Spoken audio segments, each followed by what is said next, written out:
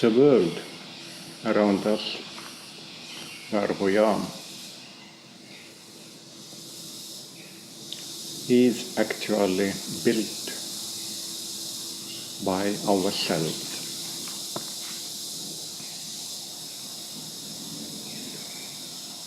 We built a matrix where we behave and react, where we can anger, offend, deceive, gain, enjoy, rejoice, all through ourselves. Yes, we can imagine, we are free to imagine that we are the most important persons in the world. We can have an imagination that we are right all the time. We are free to think that we are somebody who everyone should be counting on, to recognize. We are made our self, something very tiny and soft thing, to turn it to be very hard and very important and very big and something to be proud. We made ourselves upset and excited. It seems so natural that we are sure about ourselves. Self-confidence seems to be very important. And that's right. Without self-confidence, without believing in ourselves, we might go crazy, jump off the roof, do something very mad. Self-confidence is important indeed. And we are grown up and so attached to our own judgments, our convictions within our matrix. And all this, what's happening around, we will take personally. We cannot dare if somebody is different from us. But there is nothing to do with us anyway.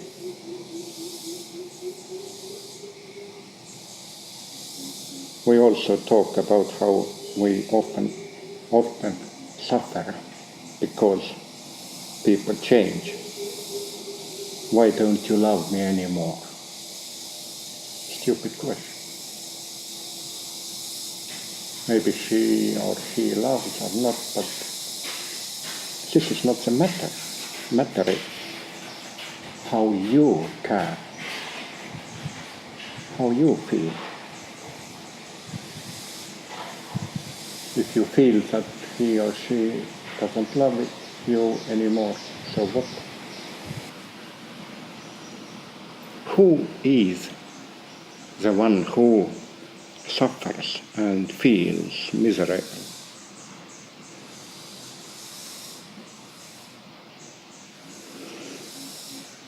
A lot of what happened in the past and meant a lot to you has now changed. Time has gone on. And now you have other things that are important to you. You are changed, thoughts, opinions have changed. You are not the one you used to be. So the question remains, who is the one who is suffering right now?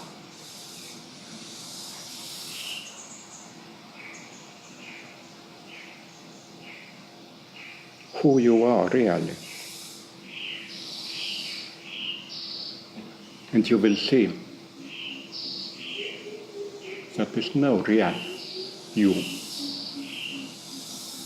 There is no real self. Never has been and never will be.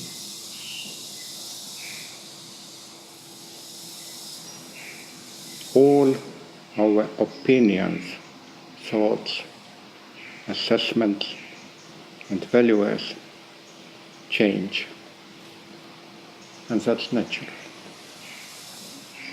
We are the creator, the author of our thoughts, opinions, and assessments.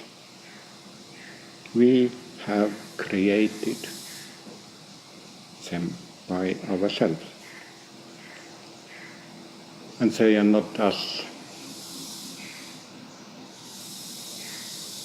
We don't have to think of them as ourselves.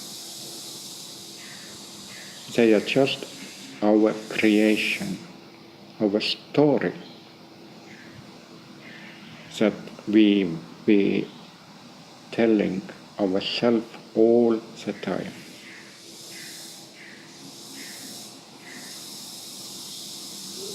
Actually, each sentence which begins with the word I is a mistake already. Before continuing, I like, sorry, who cares? I would say, shut up, nobody is interested. This is mistake to start sentence with why me, or, but for me, again, we are able to see the world only through ourselves. And this is a mistake. This is a ground mistake. This is the initial mistake. And this is the source of all suffering.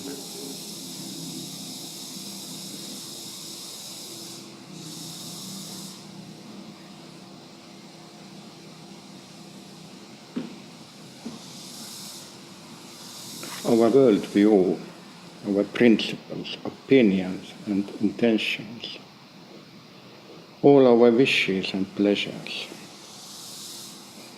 consist only solely of our own imaginations, which we have acquired, learned, read, heard, or seen and allowed into ourselves. And then integrated in our personality. It's the fence or matrix what we have put around ourselves, through which we see and evaluate everything and make decisions and act. Fence, this is something like this. We can see through the holes in it. The Venerable Buddhadasa,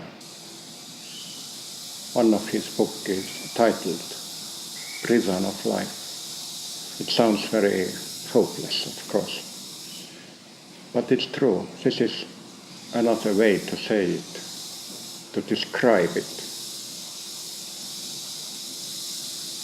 The Buddha himself told that one of the true characteristics of all existence is anatta, which means non-self. There is no self. but we tend to believe it. And this is the self, actually the fence or the prison where we put ourselves is the self. This is just another word about it. My first Dhamma teacher used to compare it and used to say that it's like a matrix. This is also comparing with a very famous movie. I hope you've seen the movie. It's not fantasy. It's documentary. Think about this.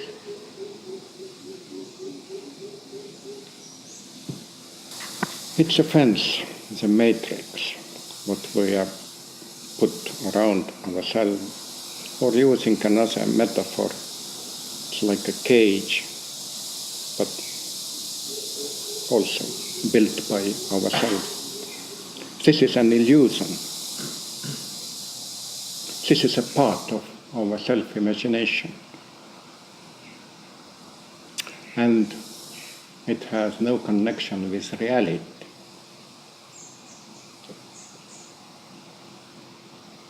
But we decide, we act, and we want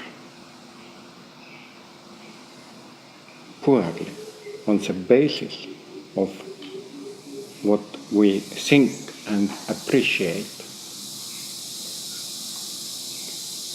And then we wonder why the results of our decisions and actions are not what we thought and wanted. Why everything goes wrong? The reason is quite obvious, simple. We considered our opinions, thoughts and assessments to be real things. We believed that we are right.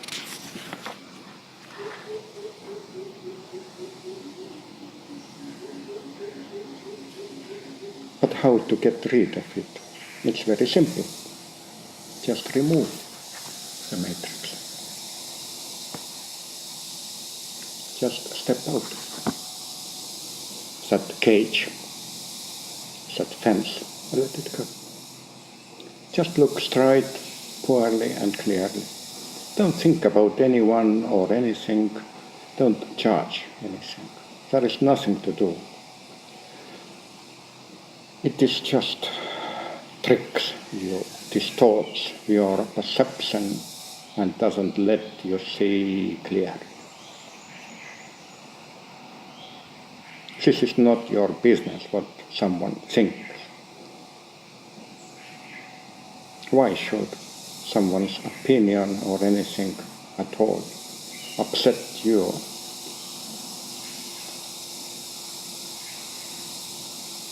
It needs not touch you in any way, and similarly it doesn't matter what you are feeling or thinking. Who cares about your views or what you think about?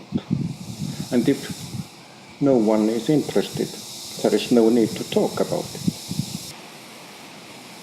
I repeat, if somebody asks your opinion, it's probably because he wants your confirmation of his or her opinion. And if they are similar or identical, they will be very happy. You are thinking the same way that I think. This is the point of most of the conversations at all. Why people talk? Because to get more self-confidence. Somebody is thinking like me. Sometimes it's called friendship.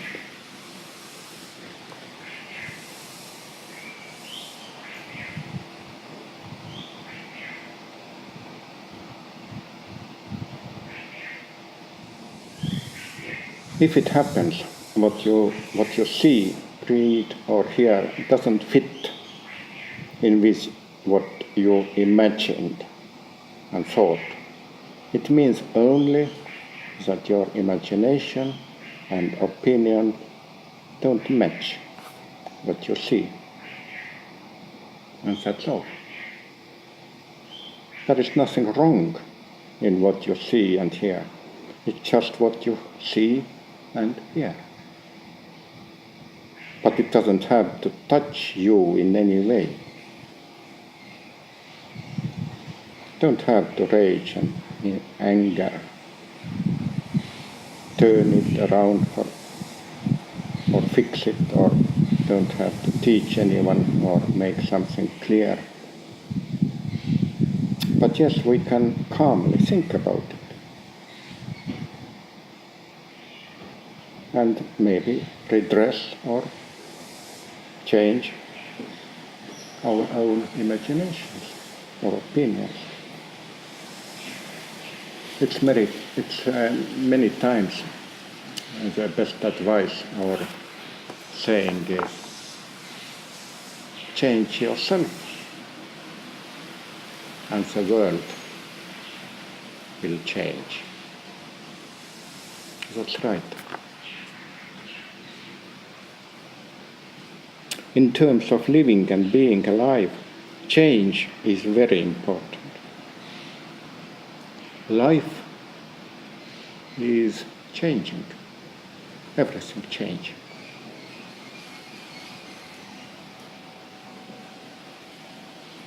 It would be even better to give up all of your ideas,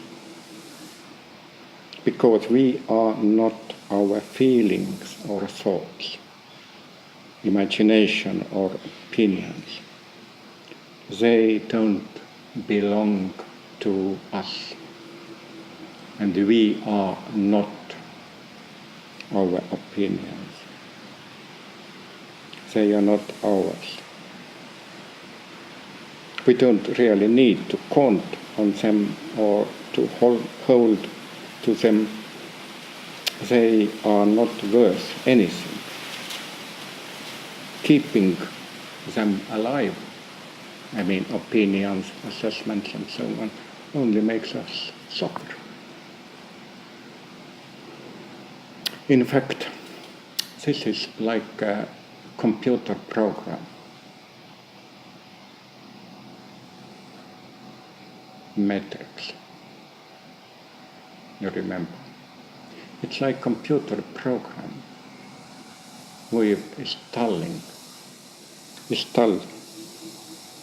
thanks to culture, society, education,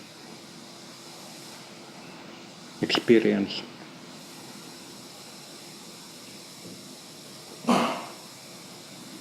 And thus we shaped our world picture, our world view, and we are using it to live in it and to be in it. The same software, the same program.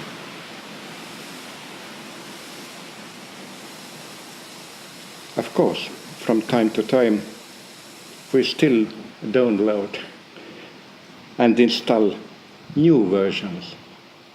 That's normal. We're growing up, we have new experiences, we have to repair something, we have to fix. We see that the program is not very fresh, and there are maybe something errors or bugs or something, and then we install new versions because we are learning. This is learning process. We are learning all the life. And in order to get more knowledge, acquire new experience.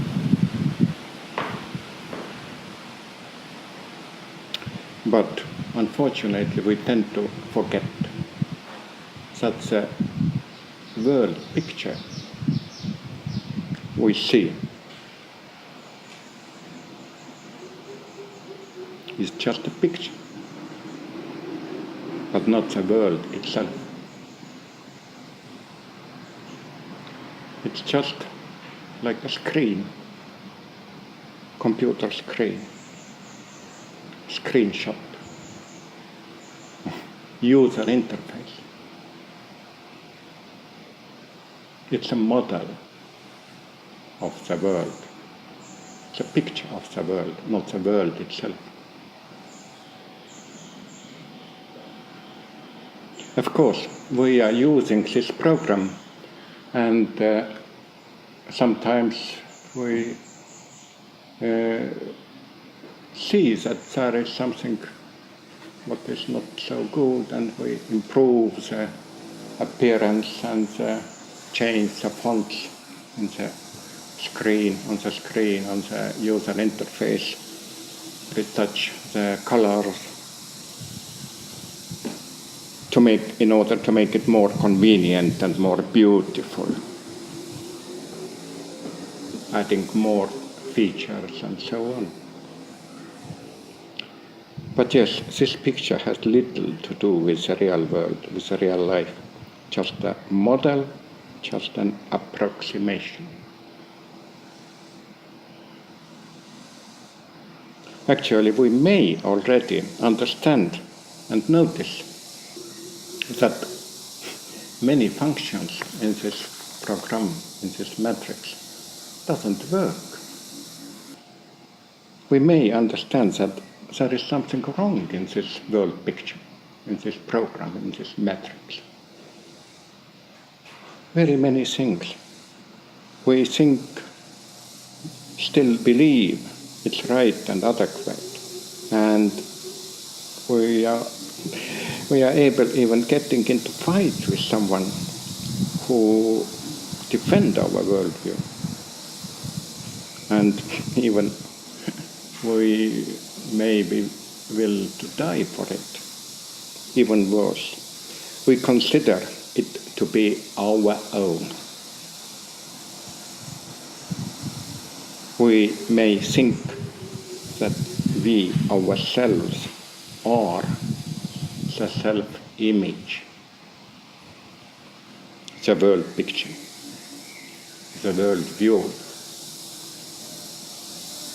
the cage, the prison, the matrix. In fact, there is still an option for living with it, for living with this matrix or cage or prison or whatever you want to call it. We can just think through their tricks, through all these illusions, looking at it just as it is. It's a user interface. We can see through this interface and to see the real data, the source data, the basic. And feeling much more real joy, actually. This is a choice.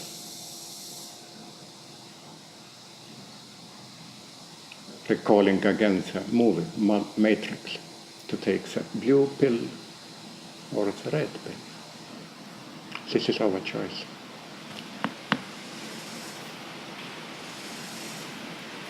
Suffering and all the inconveniences are illusions. But actually, they are the frictions. If our matrix, if our cage touching the reality, there is born, there is created a collision and friction between our expectations and the reality. We expect something, but it's going to be in a different way, and there is collusion and friction. the friction is actually suffering. This is painful.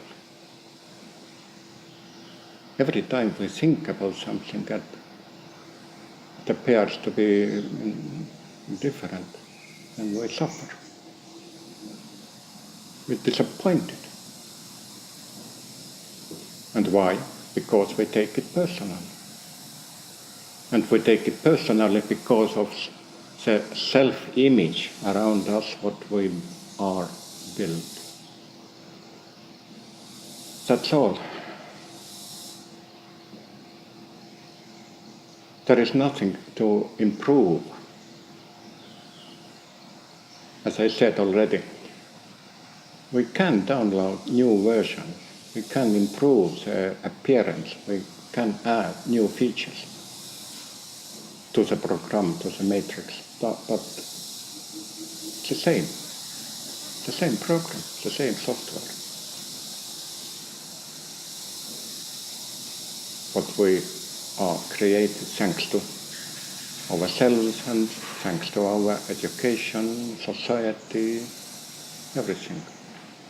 All our experience are included in brick by brick in this fence.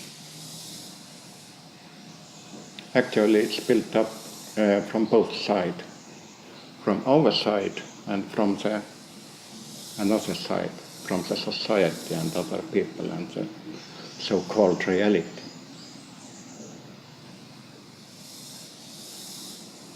But nobody is fault. Don't blame ourselves. There is nothing to do. And no need to blame the society or culture also.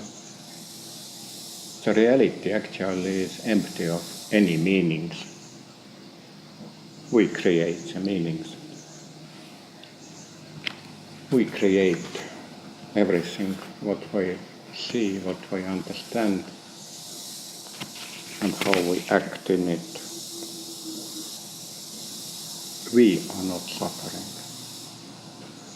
Our imaginations suffer.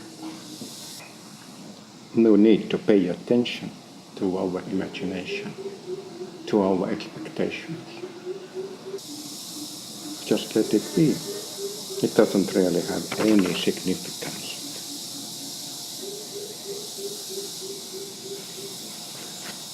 If you imagining something very good, but then it turned out that our imagination went wrong, so what? It's not necessary to get locked into every one of our imaginations, to interact it and to take it personally, to confront it, to be offended because of it, or even to do anything about it. It doesn't matter at all.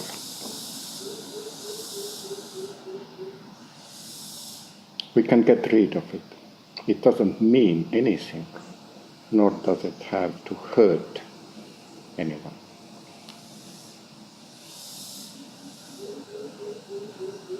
Similarly, there is no need to be anywhere else, away from it all, or worry or rejoice because of something in the past or in the future. To gnash your teeth over past happenings or brag about old victories, to live in fear of future horrors or wait impatiently for great happiness.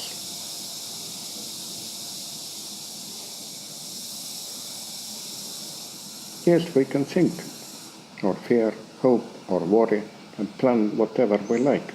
But actually everything goes differently than we even dare to think, hope, or plan.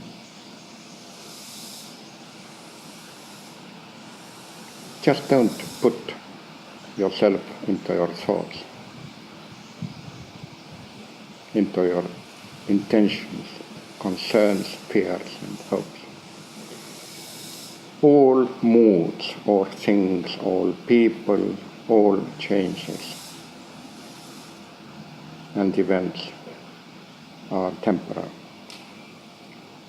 Come and go, and never offer full satisfaction. And they don't belong to you or to anyone else.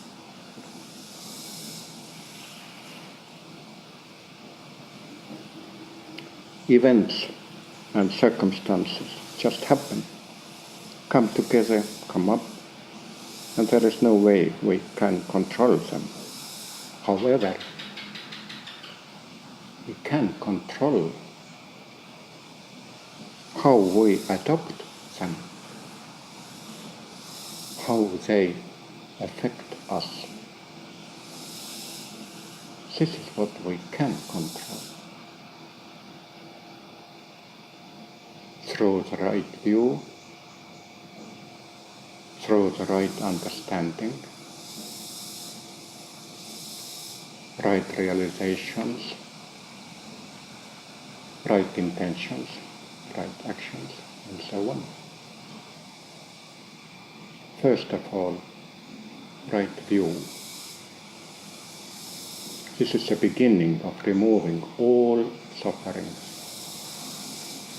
all the frictions between our self, our imagined self, and so-called reality.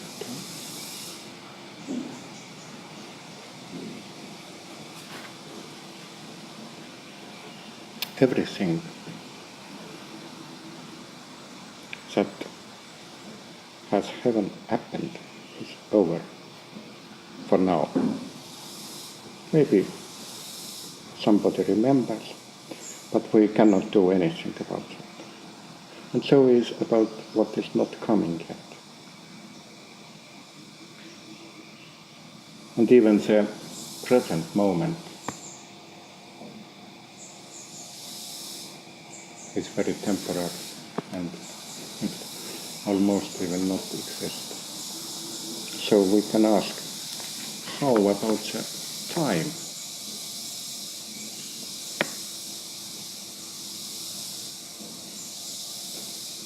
Is it a real time at all? We are sitting here, and the past is behind us. The future is not yet coming. The past is over, okay. We cannot do anything about it. Just remembering something, but cannot change. And the same is about the future. It's not coming yet. We can dream about, we can plan something, we can think about what we are doing after retreat, where we go, but it's not coming yet. Cannot change it anyway. It's not real. The past is not real, the future is not real. But the present, is it the present real? Tiny piece of time, just a point, a needle point, and it's over. In the next moment it's over.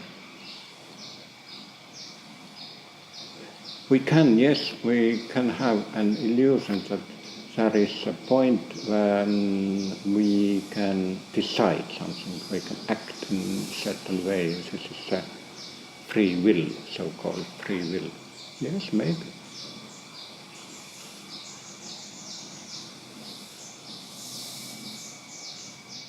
We can turn to this question back, hopefully, later in our talks. But in very simple and very short answer, what is the time?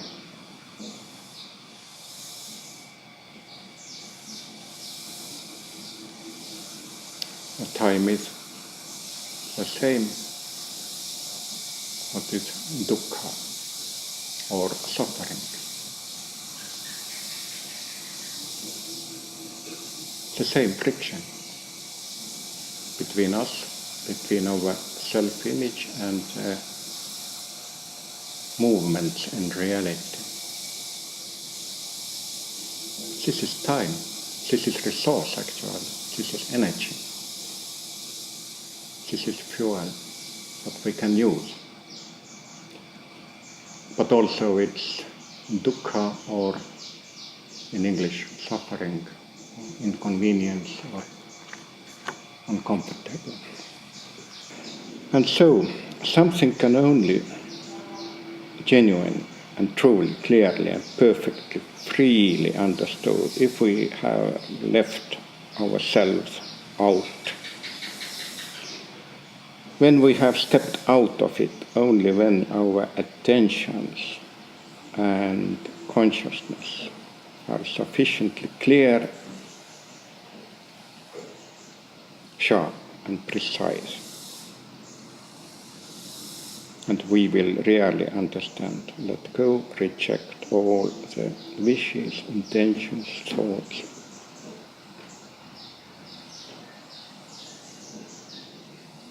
Just think it in correct way. It's not correct to say, I hear the bird singing. I hear it. But just there is a hearing of it. This is more correct way to say. There is a hearing of it. Remove I.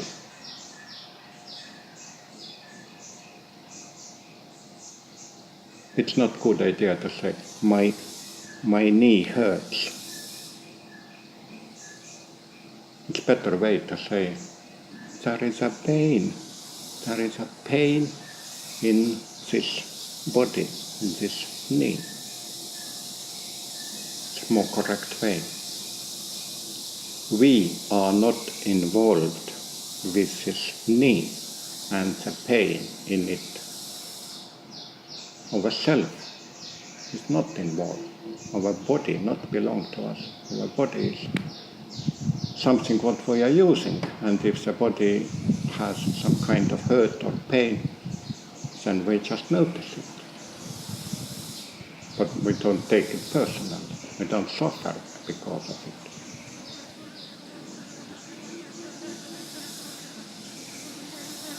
The pain seems to be the greatest suffering at all. But we know very well that even the pain disappears very easily. Even if you have a very strong pain in your tooth and you have to go to the dentist, you know very well, in the waiting room before the dentist office, the pain is gone. And you think, oh, it's no pain, I walk. It happens so easily. Just waiting for the dentist. The pain is gone already because you are too afraid of this, what the dentist will do with your teeth. And the same is if stay in the examples from the medicine area. Placebo. You know what is placebo? This is an pill or medicine which is actually not medicine. There is no ingredient what change anything. But you believe that it's taken to you usually just for testing if the actual medicine is good or not good, just to test. And surprisingly, if people take a pill and they believe that this is a painkiller, for example, the pain is gone. But there is no ingredient, it's just a sugar or something similar. It happened.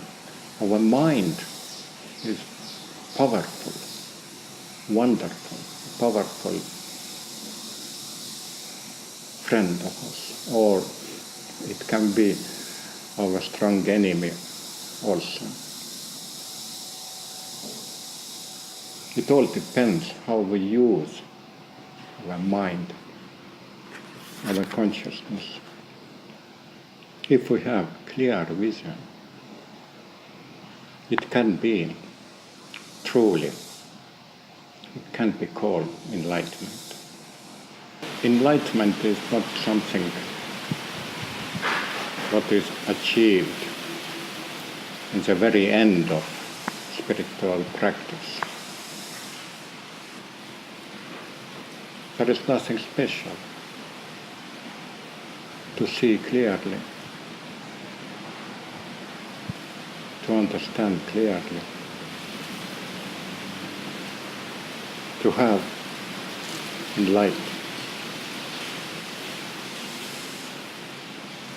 Enlightenment actually is an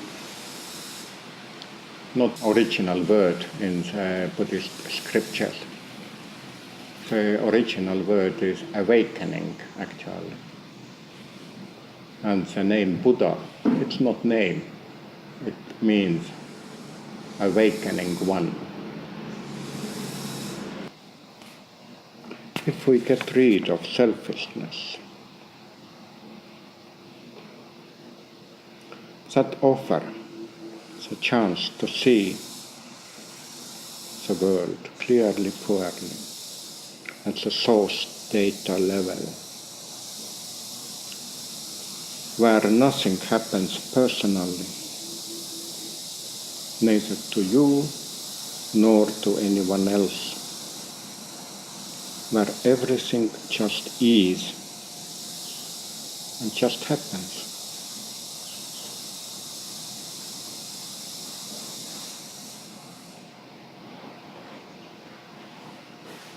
It may be difficult to understand initially. It still tends to appear that there have to be some kind of meaning or significance, an idea of purpose or reason, as if the values and meanings of everything could or should be charged. But no.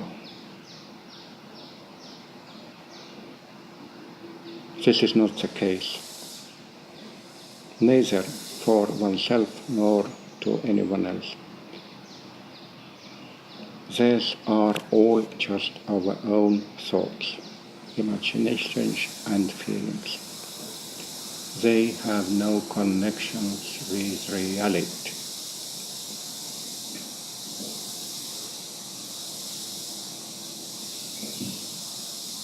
And at the same time, you can realize that you are no more than others.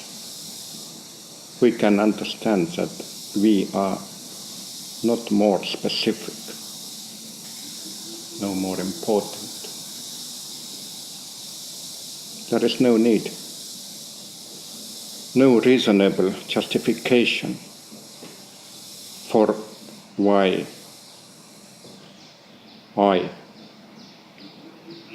should have bigger, newer, more beautiful, more expensive thing, more fancy possessions. There is no reasonable justification for it. Why should I get to somewhere faster, yearly, before others, before anyone else?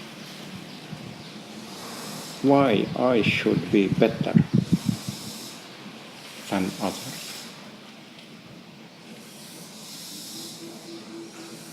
You know, Albert Schweitzer, when Albert Schweitzer was asked, why you are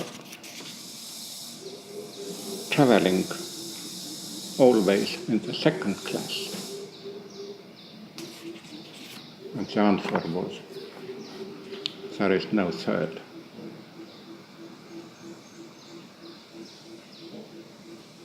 He was famous, Nobel Prize laureate, and he was traveling only in the second class. The train, ships, everything, in the second class, because he didn't see himself better than others. Survival is not the most important thing. to fight for. Being and living is not a fight. The struggle for life is just a story, a myth, a fantasy. Anyway, all living creatures die, and only those who live can die. The self-preservation instinct is universal in nature. Wanting to be alive is natural, but this is not selfishness.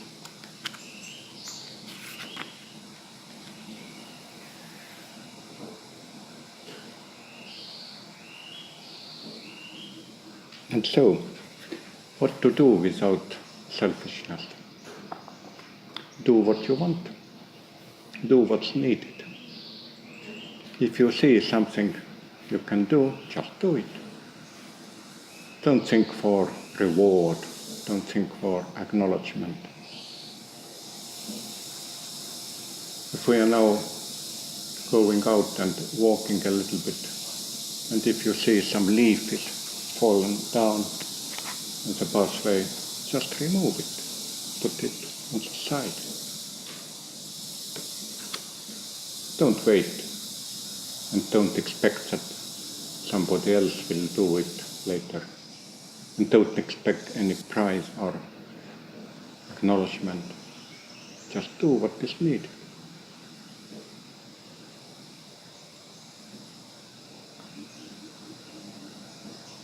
And again, to quote Lao Tzu, the great Chinese Taoist teacher, let them think that it happened by itself.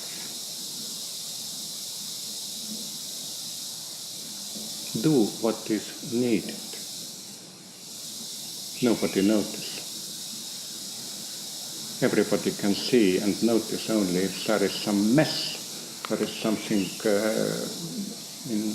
not correct, there is some dirty or something, pollution or something. But if it's clear, there is nothing to notice. We are thinking that maybe it happened by itself. That's very good. Do what is needed and let them think that it happened by itself. That's all for now. Thank you for your attention.